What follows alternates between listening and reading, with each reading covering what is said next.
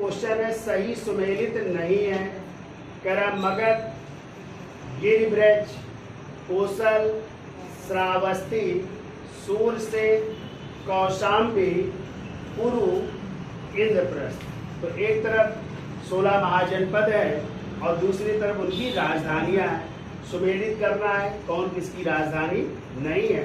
तो आपको पता है मगध की राजधानी, प्रारंभिक राजधानी क्या थी? गिरिब्रज। फिर इसके बाद जो बिंबिसार थे उन्होंने अपनी राजधानी बनाई राजगृह को। फिर आगे चल करके उदयन ने अपनी राजधानी बनाई किसको? पाटेल पुत्र को। फिर आपने पढ़ा होगा शिशुनाग ने अपनी राजधानी वैशाली को बनाई थी।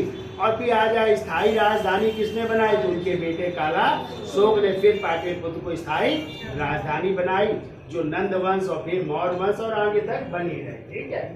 दूसरा कह रहा है, तो पहला क्या होगा? सही है। दूसरा कह रहा है कोशल, और कोशल की राजधानी क्या थी? श्रावस्ती थी। सही है। और आपको पता है गौतम बुद्ध ने अपने सर्वाधिक उपदेश कहाँ पे दिए थे? कोशल की राजधानी श्रावस्ती में ही दिए थे, यानी ये भी सही है। तीसरा कह रहा है सूरसेन, और सूरसेन की राजधानी कह रहा है कौशाम्बी। ये गलत है, क्योंकि सूरसेन की राजधानी थी वो थी मथुरा। क्या थी? मथुरा थी सूरसेन की राजधानी। और राजा कौशाम्बी किसकी राजधानी थी? तो कौशाम्बी राजधानी थी वत्स की, और यही के तो राजा थे उदयन, नहीं थे?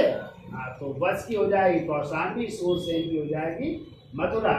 तो ये क्या हो जाएगा? गलत। यानी सूरसेन की राजधानी क्या होगी? मथुरा। फिर कह रहा है पुरु, और पुरु की राजधानी क्या थी? इंद्रप्रस्थ। तो आपका कौन सा सुमेलित नहीं है? सी सुमेलित है।